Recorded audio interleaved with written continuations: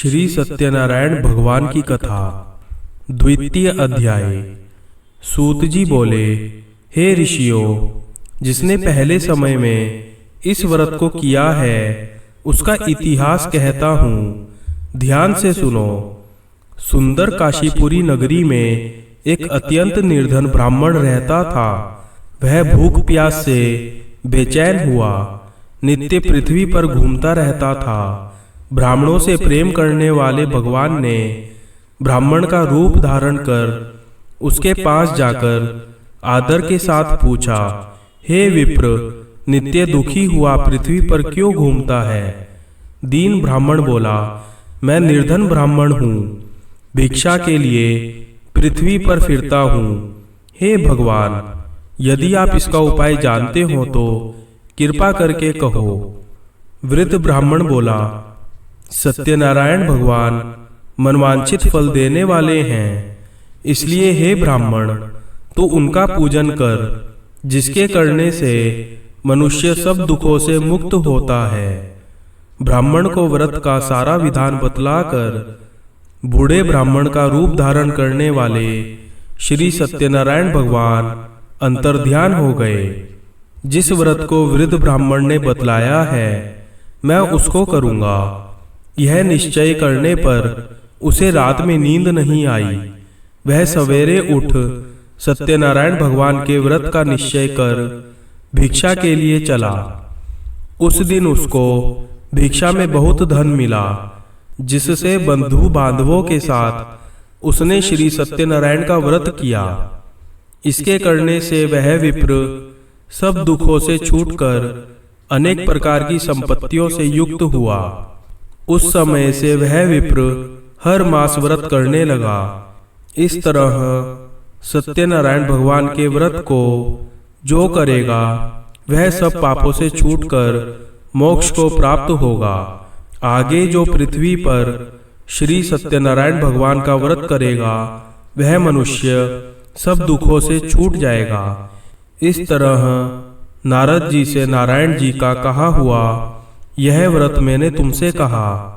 हे विप्रो, मैं अब और क्या कहूँ? ऋषि बोले, हे मुनिवर, संसार में उस विप्र से सुनकर और किस किसने इस व्रत को किया, हम वह सब सुनना चाहते हैं। इसके लिए हमारे मन में श्रद्धा है। सूत जी बोले, हे मुनियों, जिसने इस व्रत को किया है वह सब सुनो। एक समय वह विप्र धन और ऐश्वर्य के अनुसार बंधु बांधवों के साथ व्रत करने को तैयार हुआ। उसी समय एक लकड़ी बेचने वाला बूढ़ा आदमी आया और बाहर लकड़ियों को रखकर विप्र के मकान में गया। प्यास से दुखी लक्कड़हारा उनको व्रत करते देखकर विप्र को नमस्कार कर कहने लगा, आप यह क्या कर रहे हैं और इसके करने से क्या फल मिलता है? कृपया मुझे भी बताओ। ब्राह्मण ने कहा, सब मनोकामनाओं को पूरा करने वाला यह श्री सत्यनारायण भगवान का व्रत है। इसकी ही कृपा से मेरे यहाँ धन धान्य आदि की वृद्धि हुई है। विप्र से इस व्रत के बारे में जानकर लक्कड़हारा बहुत प्रसन्न हुआ। चरणामृत ले और प्रसाद खाने के बाद अपने घर को गया। लक्कड़हारे ने अपने मन में इस प्रकार का संकल्प किया कि आज गांव में लकड़ी बेचने से जो धन मिलेगा उसी से श्री सत्यनारायण भगवान का उत्तम व्रत करूंगा।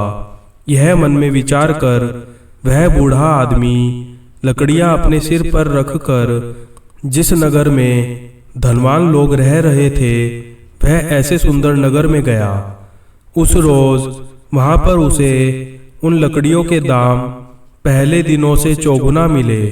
तब वह बूढ़ा लक्कड़हारा दाम ले और अति प्रसन्न होकर पके केले की फली, शक्कर, घी, दूध, दही और गेहूं का चूर्ण इत्यादि श्री सत्यनारायण भगवान के व्रत की कुल सामग्रियों को लेकर अपने घर गया। फिर उसने अपने भाई बंधुओं को बुलाकर विधि के साथ भगवान जी का पूजन और व्रत किया। उस व्रत के प्रभाव से वह बूढ़ा लक्कड़हारा धन पुत्र आदि से युक्त हुआ और संसार के समस्त सुख भोग कर बैकुंठ को चला गया।